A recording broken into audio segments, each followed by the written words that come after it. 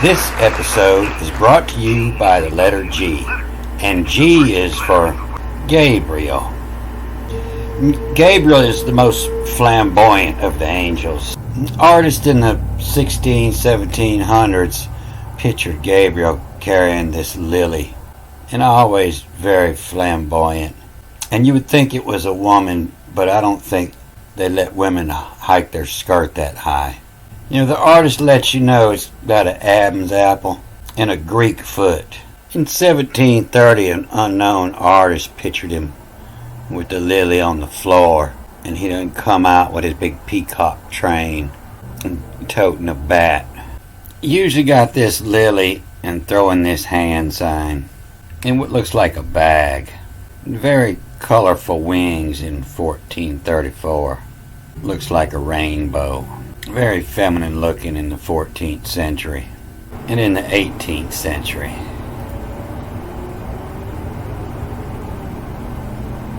Could be mistaken for Mary in the 14th century, and then straight out woman in the 19th century, and usually showing that leg in the 14th century with the lily and showing some leg, and in the 15th century with the same hand sign in the bag, but always very feminine with the hair tied up. Even the Arabs pictured Gabriel out there, but usually with these three lilies and this hand sign. So while I was word searching, I run upon this old dictionary from 1807, and I could tell that he was biased. Censorship was heavy at that time, and they're in the process of changing language to fit the new King James model. And I found myself in the G's, and I remembered that Gabriel had asked me to look into the meaning of Archangel Gabriel. So in the beginning was the Word, and the Word was, you know, you have a Ga, and with Ga's when you have two Ga's, Ga Ga. And the Word was with Ga, Ga Ga. Gabriel is also a name given by the Turks to the Christians, signifying infidels or people of a religion, or rather, as Lewin Clavius observes, heathens or Gentiles. The word Gabber among them having the same signification as pagan or infidel among the Christians, and denoting anything not Mohammedan. And they'll say this Gabber, you know, is a base word for man, and here they'll give it mighty, you know, and certain men mighty will gabber and gibbery.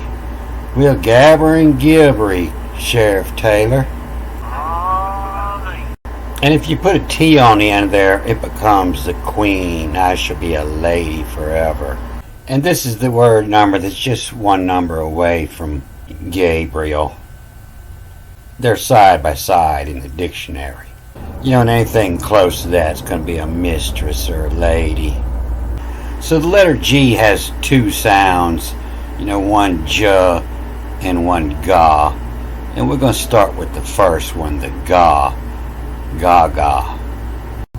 In all the ancient written language, the G represented the foot, and it still does. The picture of the letter represented the foot, you know, and it was your mode of transportation, meant to lift, to carry, or to grow, or to wean, or revealing. You know, when something's revealed to you that you wasn't ready for, you drop your jaw. You say, Ga. Golly, golly, golly, golly, golly, Shazam, gosh, golly, golly, golly. It's where your word mega come from. You know, me, Ga, my jaw dropped because something is, you know, great in amount, very much, very beautiful. Something is very, so much that it made you drop your jaw, me, Ga. The beginning of this word is gab, you know, to talk or chatter. Gabbing, gabbed. And one that's doing this would be a gabber. Somebody who talks a lot, they'd be jawing. And so in ancient Hebrew, you could spell that with a G-A, the B, the jaw in, the B is in, jawing. You could spell it several different ways.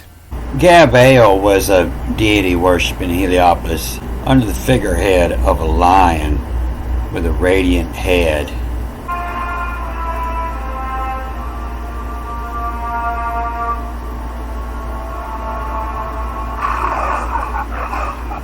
So what they got hidden in here, in plain sight, this ARS, Gratia Artis. On the top, they're going to tell you that means art for art's sake.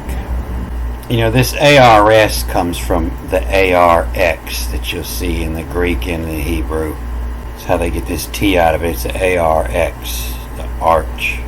And so this, for the sake of, this is like grace to, grateful to, the grace to. And then you see you got a different word for art here, and this is artes, and it means the spaces in between. That's an old Basque word meaning interval, the space in between. And so it's the arch in thanks to the spaces in between. They're trying to say right there, they're selling the spaces in between. The commercials is what the gracious for. Thanks to the spaces in between. The Gabar was the dead bodies which the Egyptians embalmed and kept in their houses, especially those of such of their friends as died with the reputation of a great piety. A gab, or somebody you could talk to. And to gabble is to make inarticulate noise. A gabbler is a chattering fellow, and a gabelle is an excise tax on luxuries, oil, wine, tobacco. Gabbers or gavers, religious sect in Persia and India. See Magi. Those of the sect are dispersed throughout the country and said to be the remains of the ancient Persians or the lowers of the Zoroasters, being worshippers of sin, moon worshippers. Although they perform their worship to be before fire and direct their devotion towards the rising sun, for which they have extraordinary veneration, yet they strenuously maintain that they worship neither, but that these are the most expressive symbols of the deity. Thus the Turk's name for the Christians, the Gabbers. You see it, the gar means to cause or to make, the mouth first. The same as in the Greek, it's the pie, the mouth to create. When something's gaudy, it's make you drop your jaw, the jaw would, the gaw woody. He would dress up to make you drop your jaw. He dressed gaudy, the gaw woody. And this is what let me know that this is censored. This whole book is he's recalling the meaning of words through ancient poetry. And all this ancient poetry is in English. Gaudily, showingly. All coming from this word, the God.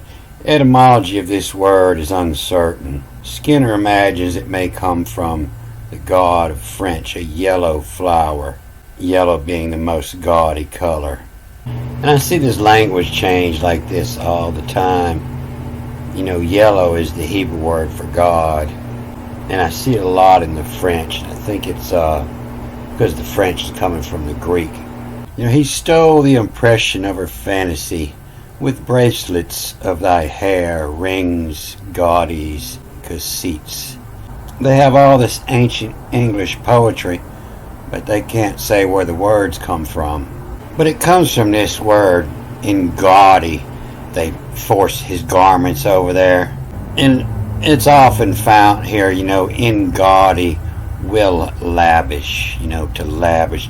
Not to put it on, but to put it on. Gaudy, and gaudy to lavish. In gaudies, the things that make you look like Gabriel. So a gauge is when you're at war It's a pledge, a pawn. You know, you send a pawn out there to talk, to see if they're going to shoot your pawn, to gauge the rage. But when they will say that a word come from Hebrew, it's because it's just a right out lie. And they'll say that this Gaba, GBE, is maybe the origin for the gallows. And it possibly does read with other words. But that's a Gaba. But it comes from this Indian word galu. It's got several different spellings, you know, meaning wicked. The galu meaning wicked. And the galu gula, you know, that was the galu ghoul, a ruffian. You know, he was the one that ended up on the galu, on the wicked. And it's probably where your word Caligula comes from. But they say this Hebrew word Gabriel, and I only concentrate on the beginning, the G-A-B-R, because all the angels are I-E-L, and that's just the name of God when you read it backwards the correct way. It's not Ali, but it's I-L. And so that's just the last name of all the gods, the Gabriel. Gabriel is the first name. And they say it means strength of God, one of the principal angels in heaven. There are a few events in which this exalted being is concerned recorded in the scripture.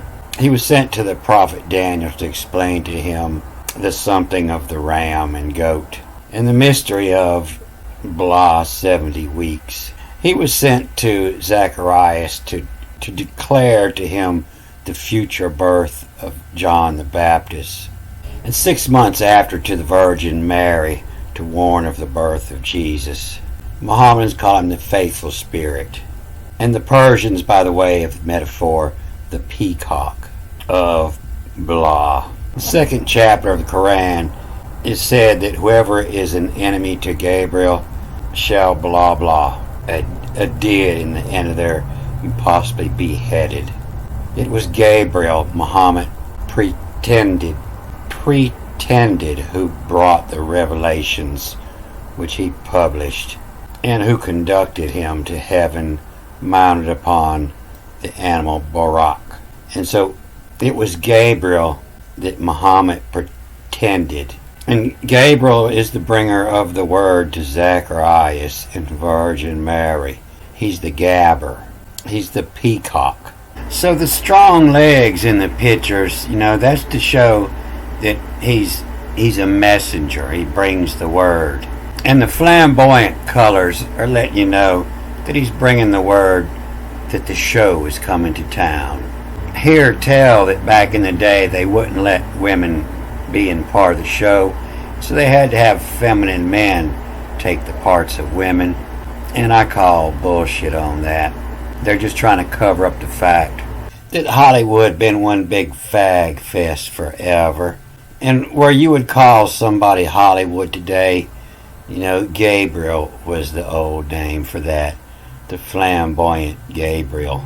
And I would bet Gabriel was a word used for somebody that was sent ahead to get everything lined up to set up the shows.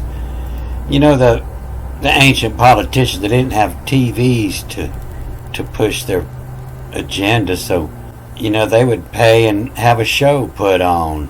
And during the show, they could get their message out. It was a lot more expensive. The advertising was a lot more expensive back then. And I'm sure in the GC confusion, being the G is the third letter, you know, you still have all the words of celebrity. And you see it come up in the first time God makes a covenant in Genesis 9. The first covenant is the Briti, B-R-I-T-I, the celebrity, my covenant. Same place your word British come from, the old acting company, the Briti. And I establish my covenant with you, and we committee to attire Briti, the Britium cut to. Will it rock a court? Colors ensure. Hood mummy, MMMY, hood mummy me. Them imbull, the emble. Will see I ye. Will see I ye. Looking back at ya. Ode from the bullshit. From the bullshit hears. The emble was C-I ya ode. From the bull, B-U-L-L-S-H-T. From the bullshiteers. You got musketeers and buccaneers. And you got your bullshitters. The bullshit tears. The tears that the bullshit comes from. We think celebrate means to get loud and let everybody know, but cell is coming from the old Latin. Celare, cellavi, cellatum, the cella, I hide, to cover, to keep a secret, conceal. Britti, celebrity, is to hide the covenant, to keep it a secret. Celebrity, the secret covenant. The secret covenant. Don't tell nobody that they all gayed up. So I learned a while back, that every word, every name you look up, it's always going to be the grace of God, the love of God, the voice of God, the noble woman or princess. Doesn't matter what you look up. Altheas, they're going to tell you it means wholesome. But when you find that word in the Greek, you'll find out that it's not spelt like that, and it reads different. And most every name has got something derogatory. It's all to make fun. People used to have a sense of humor, and they could make fun of themselves. It didn't bother them. But now everybody's such a big old Yancey boy. Can't nobody take a joke anymore. And they gotta lie about the meaning of every word. But back in the day, everybody loved actors. They worshiped the actors. And so much, that they would put a scene from their favorite show inside their tomb. And the gods and the angels all came from the show, same as today. Everybody's still worshiping Hollywood. All comes from the same place. So the Golden Dawn will say that Gabriel is the messenger angel from the moon. But they're the only one. The majority of the churches say that Gabriel is Jupiter, the G. And the Muslims say it's Saturn. Zohar say Mars. And the Kircher are probably right with Venus. Gabby, gaudy, and gay are all things that it takes if you want to be in the show business. The showy. So I believe, it's not just a messenger, but it's somebody very qualified to talk for me. Not just a messenger of God, but a golden tongue of God. And that most likely meant, speaking Gaelic. Gaelic, angelic, language of the ancient modern Highlanders of Scotland, esteemed the most ancient as well as the purest dialect of the Celtic, now spoken, has all the marks of an original language. Most of its words are expressive of some property or quality of the object which they denote. This with the variety of its sounds, many of which, especially those that express the soft and mournful passions are particular to it, renders it highly adapted for poetry. Angelic, an angelic. So this Gabriel can be put in context in Luke 1. It comes up twice here in 19 and 26.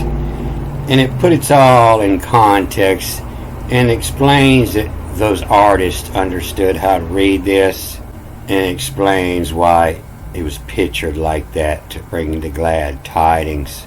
And so I'm going to read both of these lines. I don't have time to do it in this movie. But I'm going to finish this out with something really interesting that I found while searching for that. And the Septuagint, this is the word for the old Greek Old Testament. And they say it was written in BC for Alexander. And they say it means 70. Sometimes they just call it the LXX. And they'll say this means the 70. But a septu is to separate. But like I tell you, that the ancient Bible, it was written about astrology. Mainly everything was set up with astrology. And then it had much more science in there, much more of the arts in there. But after a while, the stars would change and the astrology didn't work, and a lot of things went out because a lot of information there was coded in the astrology. And so they had to go back and rewrite the Old Testament in the Septuagint to get the astrology put back right. And that's what it says. You got to read it backwards, and it says to nigga what peace septu again. And so to nigga what peace, your car breaks down on the side of the road and you're trying to get it home, you nigga rig it. And it's a temporary fix. And so to nigga what peace sept, to accept. They're changing a small piece to make it acceptable again. But this word actually comes from tonnage. The T is the writings, to nigga, to piece it together, to rig it to what piece accept to again.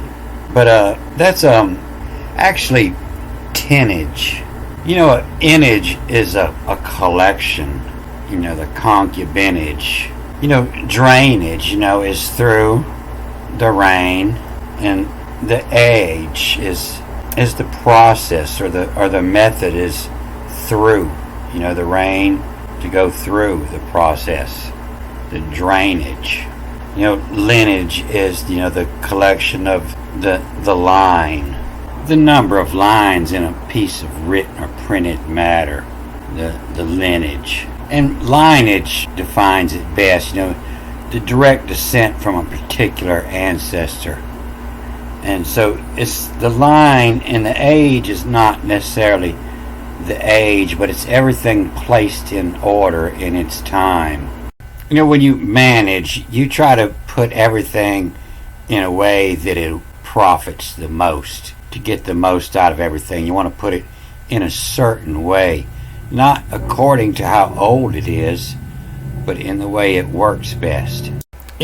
Peerage is a ranking, but it's not, per age, not according to the age, but according to the collection of qualifications.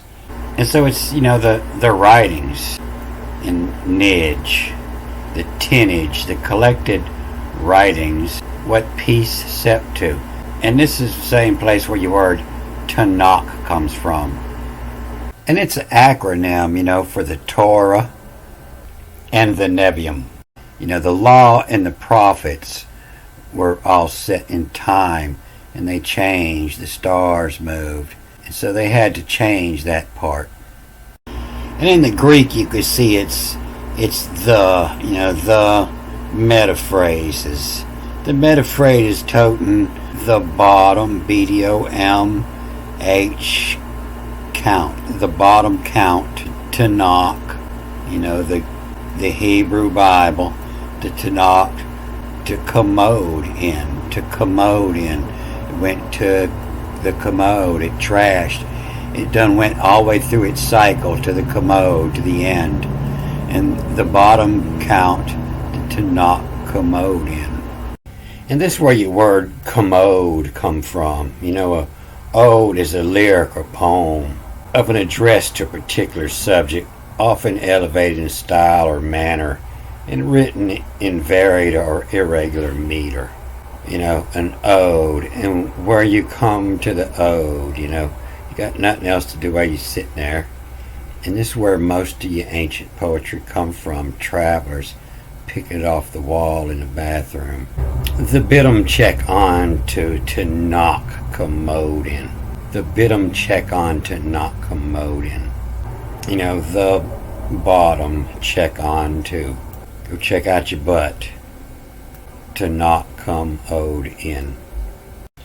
I tell you, a gaggle is a group of harpists, gagging, gaggling, Dutch, to make noise like a goose. That's what it sounds like when the strings are tuning, a bunch of geese out of tune. Let's imagine that we see a bunch of geese in the distance. The first thing that we need to do is to get their attention with a hail call.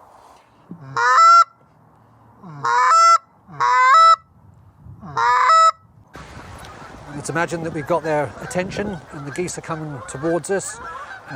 We've got some decoys out in front, and what the geese are expecting to hear is the contented sound of geese on the floor talking to each other. And with that, we would use the double cluck.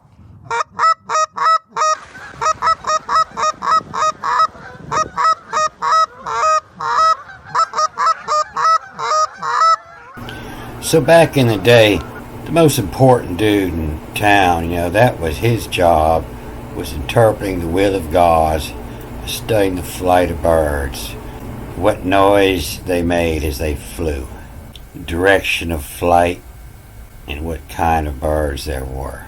And this is where your word hospices come from, hospitality. And it means, it's going to let you know how hospitable the earth is going to be, the seasons are going to be.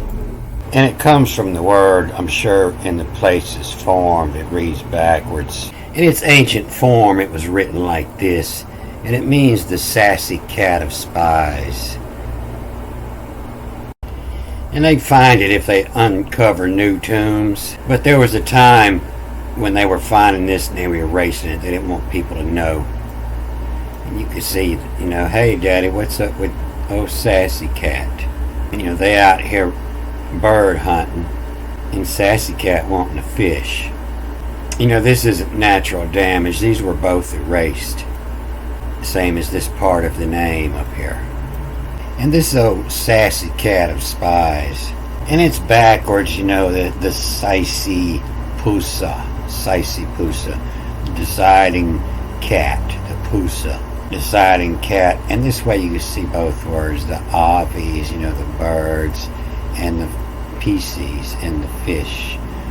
And I'll get more into that next one. And I'll show you how they code this ancient Coptic language in this Greek of this old Meow Macher Hadis. Meow Macher Hadis of Pishu the cat. Meaning Meow Macher Hadis means behind me. I got some backup. And the names for these ancient cats, it kind of shows how the first language coming out of the Hebrew, this is your book of Psalms here, the music. And it's also the Greek name for Alurus, the cat. And then when the cat turnavenses, and then it becomes the king. Meow Macher Hadis, the cat. Dalaroids, Dala of kings. And Lamans that's the Hebrew word in Psalms for the leader of the band, the chief musician. And in between come a turn of Venzes. This is where it turned into the Pishu, the cat of the diesel. The AE is the ES, the diesel, where it became bigger and more powerful. The cat to diesel Werus. And you see that here still, the cat to diesel where roids were kings. And the big more powerful cat were kings. Don't forget, hooty hoot, I won't forget. Alright, I'm gonna cut this off here. Good day.